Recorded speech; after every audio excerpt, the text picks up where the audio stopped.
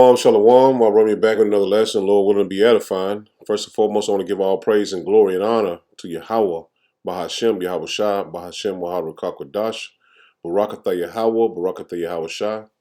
Double honors to the apostles and elders of Great Millstone who taught me this truth. Shalom to you, Akim, and Akwaf that believe and have faith in Yahweh Bahashem, Yahweh Shah. Just got a lesson going into these careless Eves.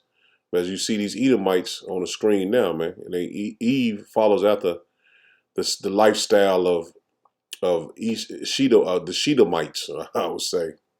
But we got a couple videos. I'm gonna play a couple short ones, and we'll get some scriptures after that. Okay, right now we're on the corner of Hill and 6th Street in downtown Los Angeles talking to the sluts. It is slut day.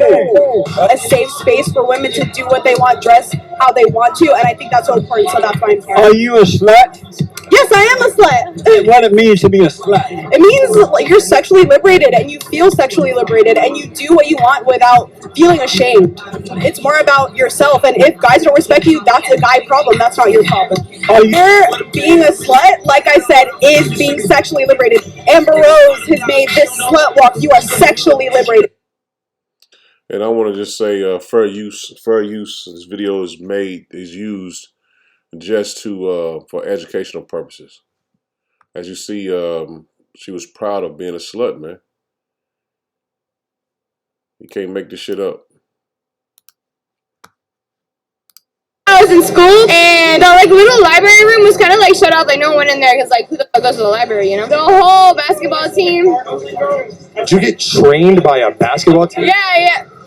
How many guys? 11. 11 guys. Not the whole team or anything, but just that's the whole roster.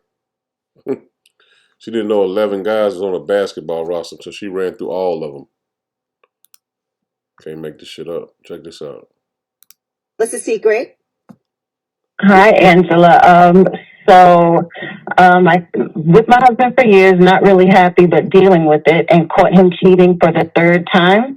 And so I decided to let loose and let it out. And in a 4 or 5 month span, I slept with literally 20 different men, just to kind of get all the frustration out and let it out my system. And then after that, I felt better. I mean, it's like a year later, we're back together. We're fine now. But I did my 1s and 2s for a little while. And he'll never know. And I never told anybody. You knocked off a 20-pack. Yeah. In 4 months? Well, she feels better. Yeah. So that's how many men? That's like how many men a week, though, in 4 months? Man, you've done more no, than that with women. I'm just trying to figure out. Relax. I'm not judging. There were these parties, a couple of those, and it's hard to say. All right, so keep it real. Sometimes when you're with him and he's down there, do you laugh a little to yourself? There are a lot of little jokes I have to myself now, but you know what? I'm glad I did it because I was trying so hard for so long to be good, even though I wasn't happy. And he decided when he didn't feel happy, he wanted to do what he wanted to do. So how did you get to 20 though? And I let it out my system.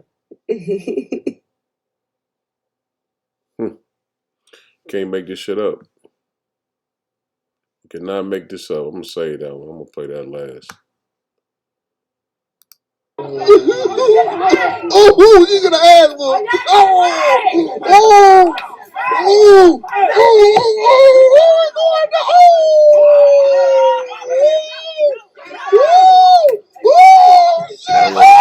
Because they are striking for that, man.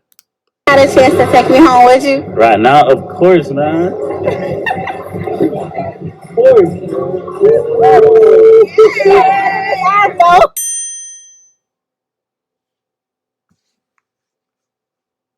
Too easy.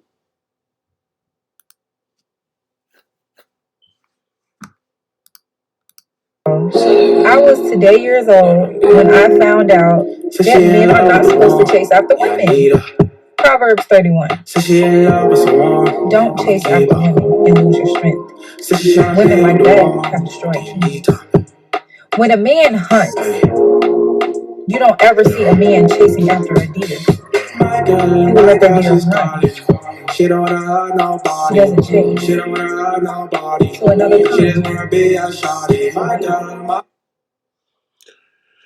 Play that one more time. Oh, I was today years old when I found out that men are not supposed to chase after women. Proverbs 31. Don't chase after women and lose your strength. Women like that have destroyed you. When a man hunts, you don't ever see a man chasing after a deer. He will let that deer run. She doesn't chase. To another continent. As you see, man, we clearly living in some strange times, man, where the people they don't value their self and they don't value who they're with, and it's the way the world is right now, man. And it all goes back to Esau, man. He's gave our people liberty to do pretty much whatever they want to do, man. And that's not our custom. That's not our custom to do whatever we want to do, man. We have laws, statutes, commandments that we have to follow, and that's why so many people are going to be destroyed. And of our nation, man, the nation of Israel, man, it's going to be a lot of people destroyed, man. This is Proverbs 30, and I'm just get the point of verse 20. It says, "Such is the way of an adulterous woman. She eateth and wipeth her mouth, and say, I have done no wickedness," man. And that's how they do, man. I bet you ask that woman, she back fine, back, happy with her husband now. But she said she would say she didn't do any wickedness now, man. We're fine now. I didn't do anything wrong after she done slept with 20 men in a 4-month period of time. Well, he only slept with 3. You can't make this shit up, man. This is Isaiah 32, and I'm gonna just get point right here in verse 9. It says, "Rise up, ye women that are at ease. Hear my voice, ye careless daughters. Give ear unto my speech." And that's the speech of the men of the Lord, man. We want you women to come out of that lustful ways, man. Come out of that mindset, man. It's only meant for a woman to have one man, not to have more than one man. It's not meant for that. It's not meant for a woman's body to even absorb that many men, man. There's plenty scientific facts proving that a woman, when she lays with a man's seed, he basically his seed is in her pretty much for the rest of her life, man. And also his seed corrupts her mind, man. So that seed, it fights. That seed, I think, it stays in a woman's body for 7 years, and another man's seed will fight with the seed of the other man's, man, in the womb, man. You know, have scientific facts going into that as well, man. I didn't pull them up, but I mean, it's easy to find them. There's a Google. Rise up, you women that are at ease. Hear my voice, ye careless daughters. Give ear unto my speech. Many days and years shall ye be troubled, man. And that's true, man. You women are in trouble, man. Ye careless women. There's a lot of women that have put a lot of being to death, man. Not saying they did it physically, but for a man to follow after their ways. And like I said, it all goes back to Esau, man. Many people say, how is that? No, we have been in captivity here. We followed the ways of Esau. And that's why our people have taken on their customs and followed after them as well, man.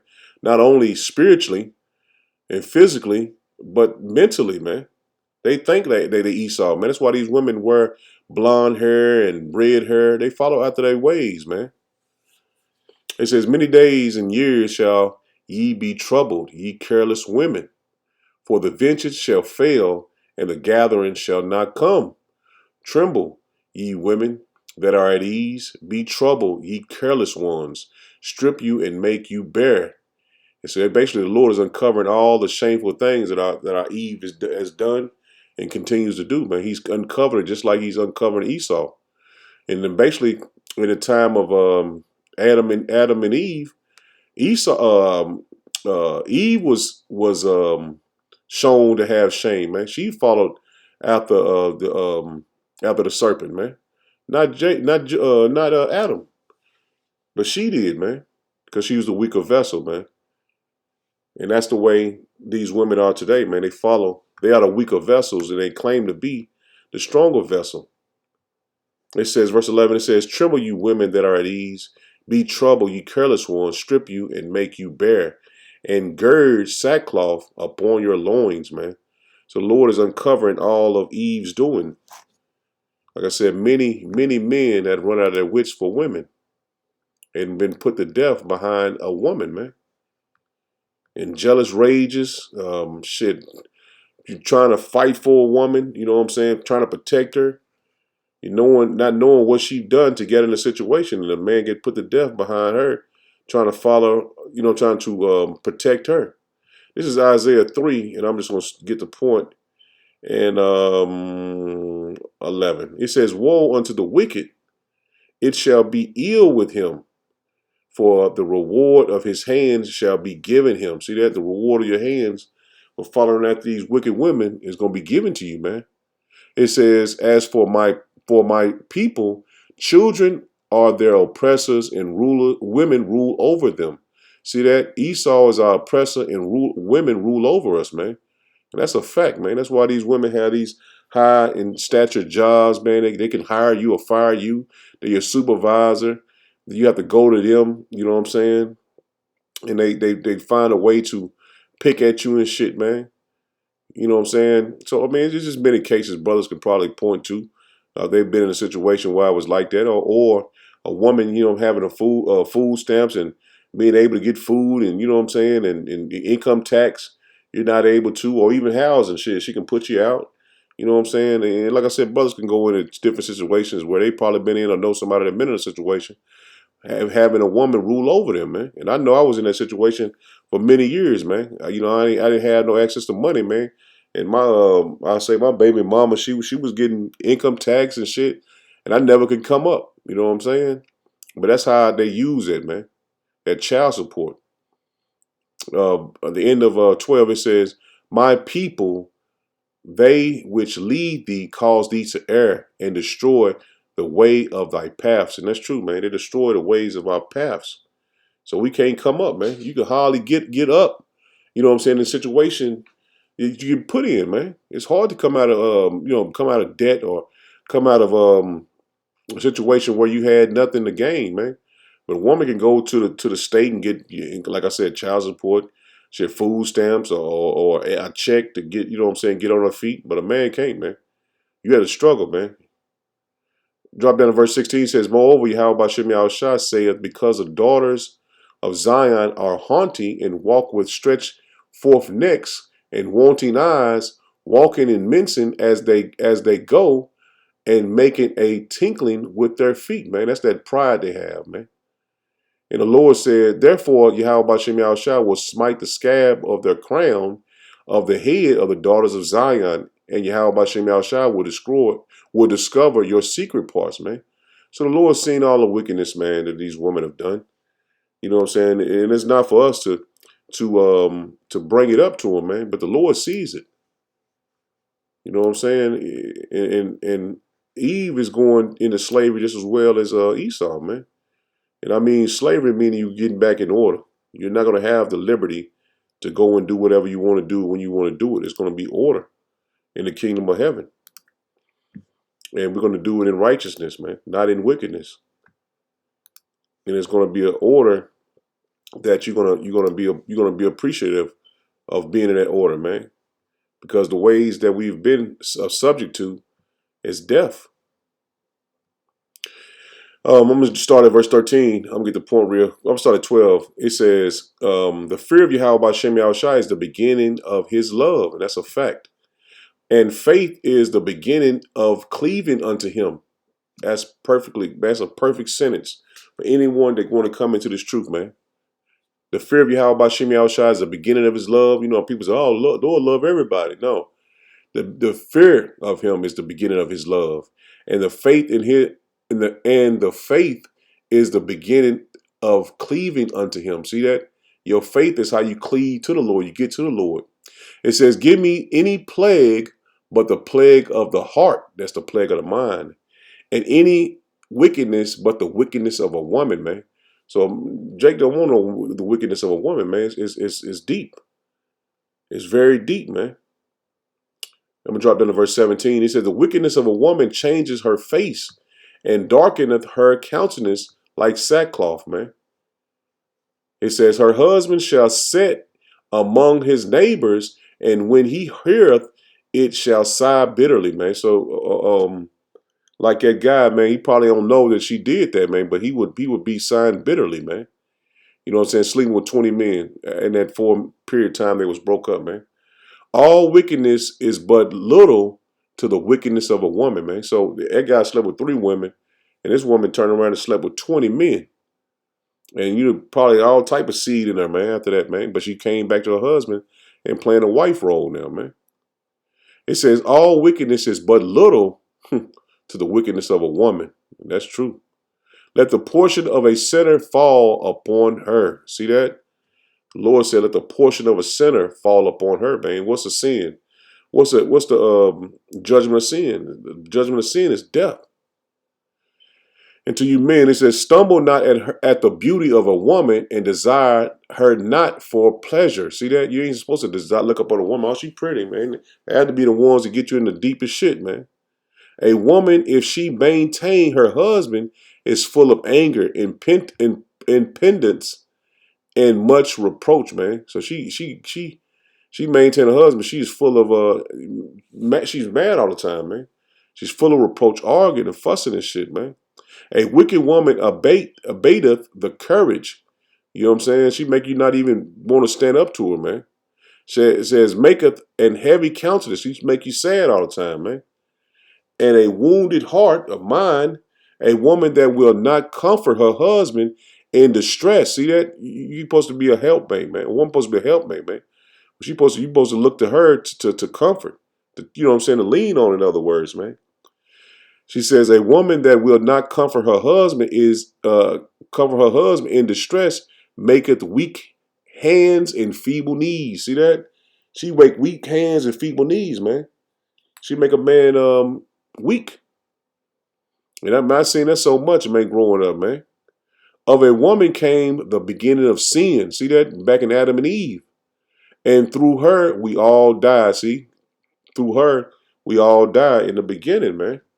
So these scriptures are faithful and true, man. It's a hard pill to swallow, but you can't go against facts. You can't go against facts, man. Because the Lord set this up the way it is, and we have to suffer through it, man. Not the woman. The woman is she's in her pleasure right now, man. And that's just being honest. She get to do whatever she want, man. She go to Esau for everything she want. And he gonna give it to her. This is a Sirach 26. And I'm going to start at verse 7. It says, an evil wife is a yoke shaken to and fro. He that hath hold of her is though he held a scorpion. See that? That's heavy. See, if you got an evil wife, it's like you got a scorpion, man. You're always fighting and bitter and always on eggshells, man. Always ready to jump at each other, man. It ain't healthy, man. A drunken woman and a gatter abroad causeth great anger. See that? Saw so much domestic violence and shit, man. And she will not cover her own shame. See that? She ain't gonna apologize for what she did, man. She'll provoke you more and more, man.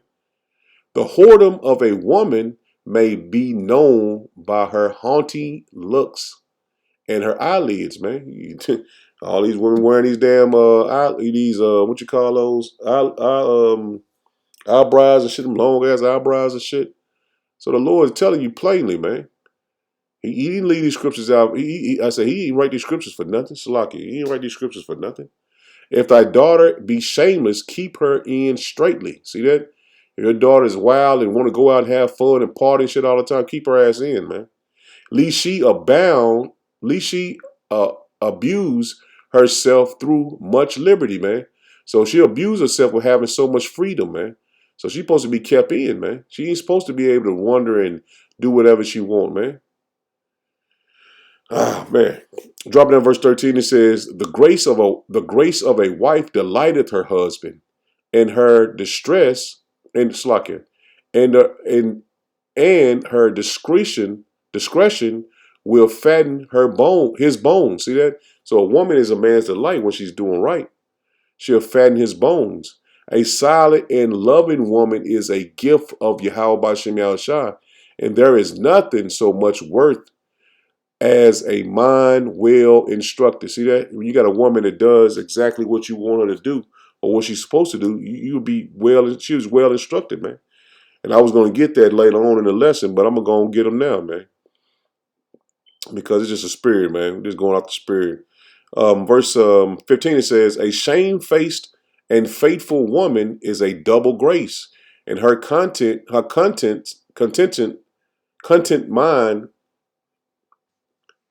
content contented mind cannot be valued, man. So you can't value a woman that is shamefaced and a faithful, and that she's a double grace, man."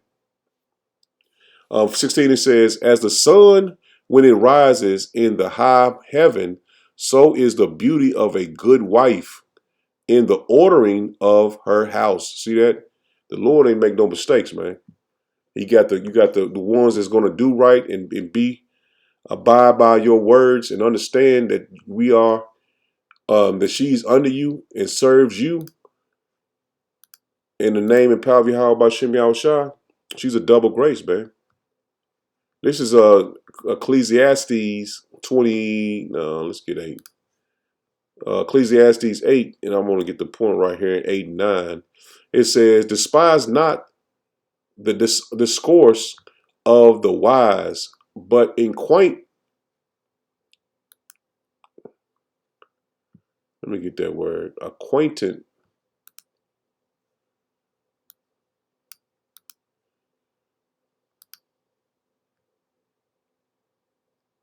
Slocky. Acquaint. Acquaint. Let's see what that means.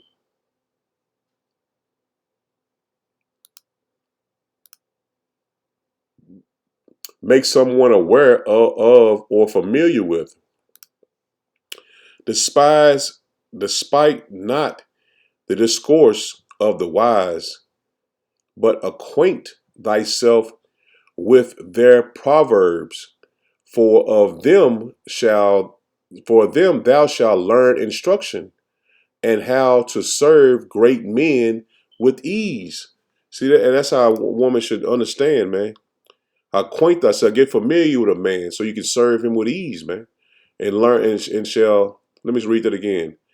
Despise not the discourse of the wise, but acquaint thyself with their proverbs. See that? You're supposed to listen to a man, understand what he like, what he don't like, what he like to eat, what he like to do. You know what I'm saying?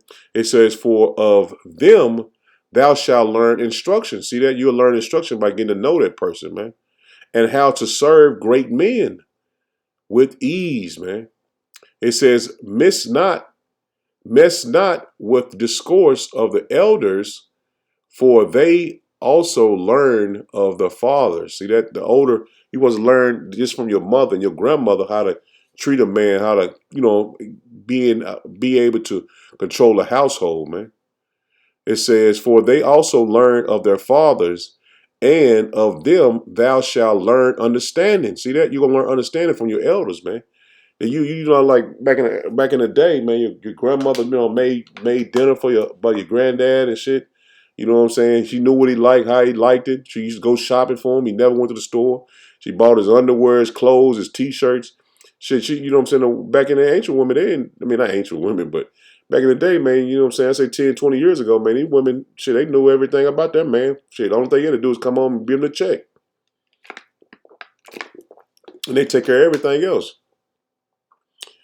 Not saying women don't do it now. I'm just making I'm just speaking in general. It says, "And of them thou shalt learn understanding, and to give answer as is needed, as need requireth." You'll be able to answer with no arguing. Everything will be in order, man. And I just wanted to bring that out just because we supposed to follow after our pretty much our forefathers, man. Being our forefathers, like our grandmother, I say it like that. Our grandmothers, our grandparents, our grandfathers, we're supposed to learn how they grew up, man. And knew back then, man, everything was pretty much, I mean, not saying every situation, man. You know, some people get simple. Oh, man, my granddaddy he was a rolling stone. He never was, you know what I'm saying? Not like that, man.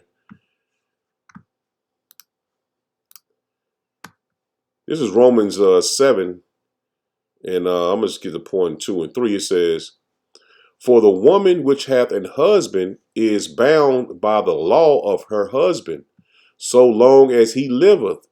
But if the husband it be dead, she is loose from the law of her husband." See that?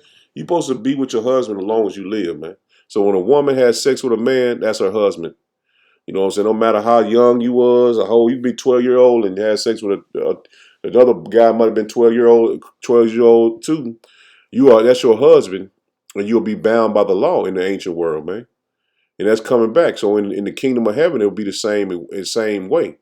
It says, "So then, if while her husband liveth, she be married to another man, she shall be called an adulteress." See that? If your husband is still alive, just say you got a divorce from this man because you just didn't like the way his feet smell or some simple shit like that. Y'all just couldn't get along. You will be an adulteress, man, because your husband is still alive. It says, "But if her husband be dead, she is free from that law." See that? You'll be free from that law, man. You know, I just brought that out because of the wife. She went out and became an adulteress, man, because she slept with over 20 men, man. Her husband's still alive, and then came back and got with them, man. She's an adulteress, man, because he's still alive. It says, finishing up the end of verse 3, it says, but if her husband be dead, she is free from that law, so that she is no adulteress, though she be married to another man. So if the man was dead, she wouldn't have been adulteress. Now she's adulteress, man. She should have been put to death according to the law, man. That woman would have been put to death because she committed adultery, and those men did too, not knowing, or some of them might have knew, but I mean I'm just speaking in general. I don't know if they did or not, but those men and her would have been put to death. I need to pull that law up while I said it. This is Proverbs 31. I just want to get the point in verse 3. It says, "Give not thy strength unto women, nor thy ways to that which destroyeth kings," man. And that's true, man. Don't give you all your strength to a woman, man. You know, some they call them simps or beta males or what is it called, trick daddies or whatever. You don't supposed to give her strength, like making a woman feel like she the only one you got and all you gotta have, or else you gonna die, you gonna kill yourself. Man, I had a guy, man. He used to, I ain't gonna tell him. It's kind of you know what I'm saying? It was a guy for one of the homeboys, man. He used to tell his woman he gonna kill himself and all this shit, man. This madness, man. He giving his strength to a woman, man. You ain't supposed to make a woman feel like she's over you and have power over you, man. Cause she would control you, man. She'll do whatever she want to because she know how weak you are. So that's why I brought this out, man, because the Lord said, "Give not thy strength to a woman," man. And that's plain, man. This is Proverbs 21 and 3. It says, no, it ain't 3. What I wanted.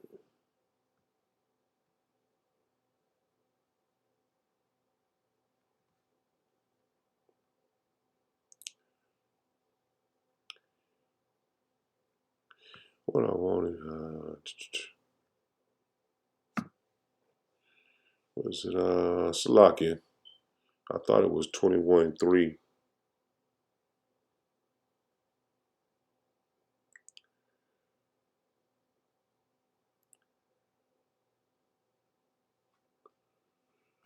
Let me see.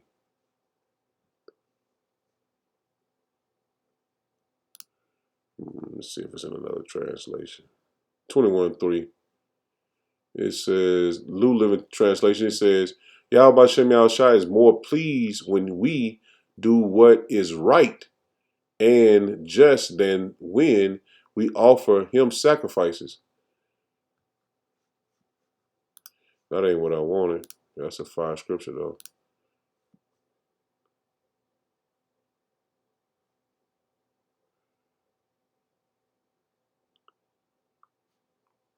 It is better to dwell. It said, Shalaki.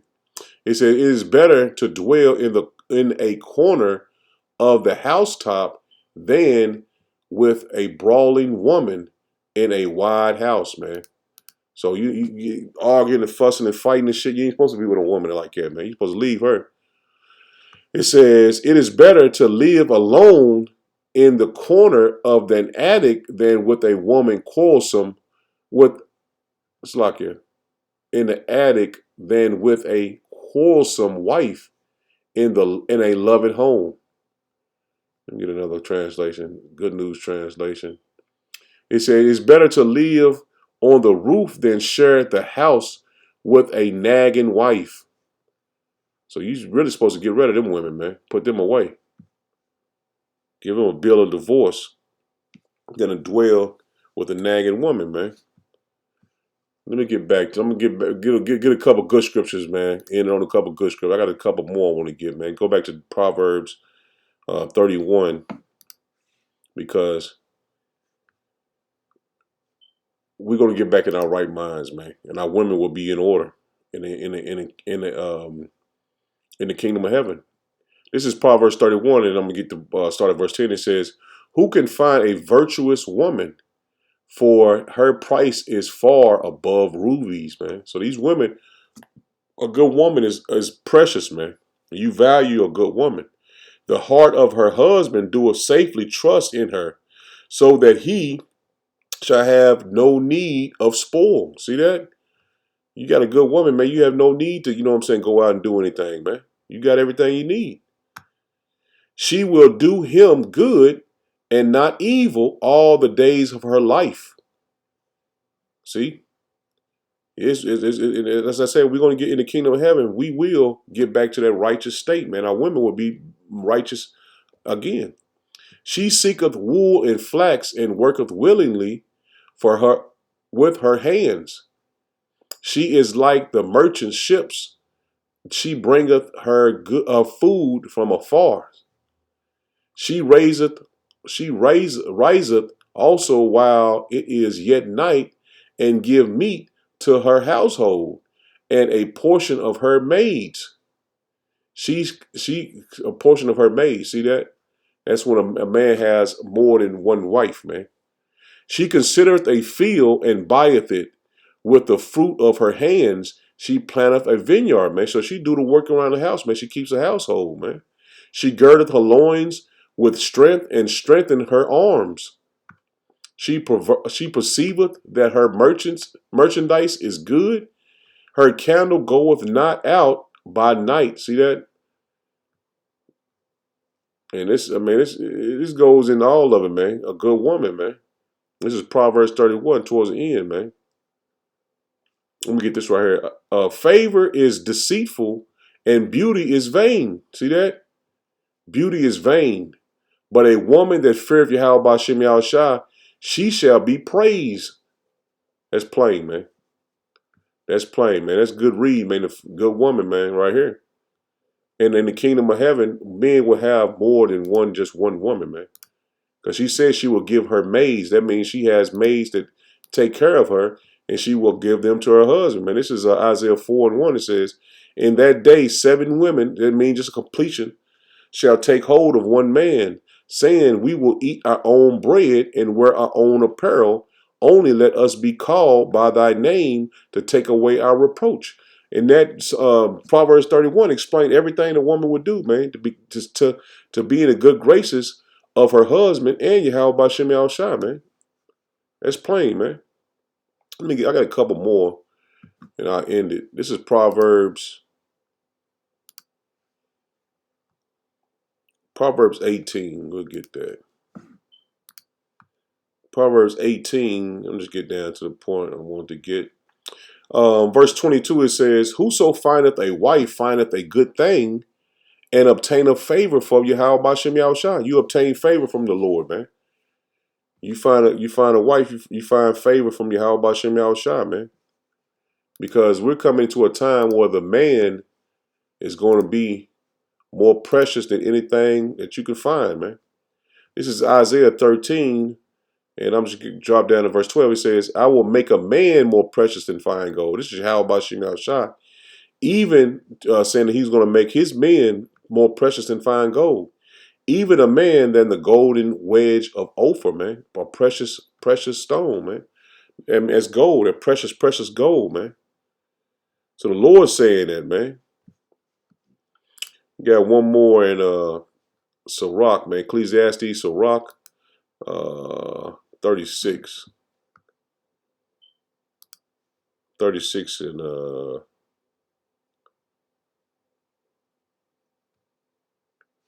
Sirach, yeah. 36.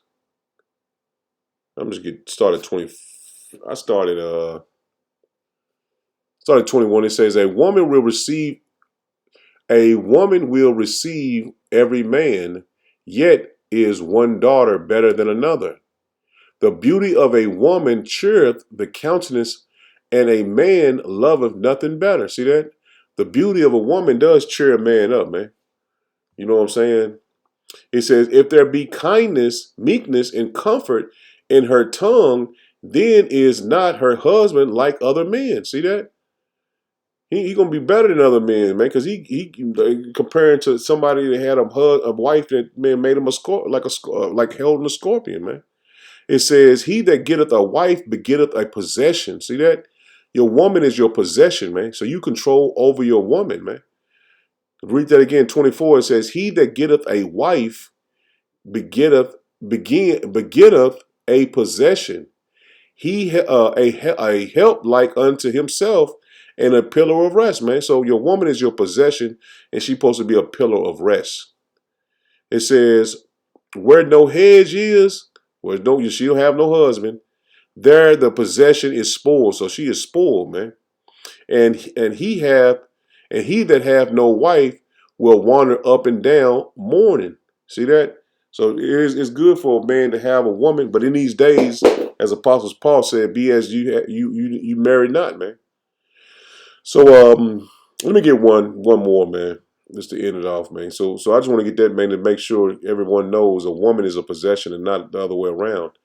The man is not the possession of a woman. The woman is a possession of a man. So he controls the household, and he controls her for what he wants her to do.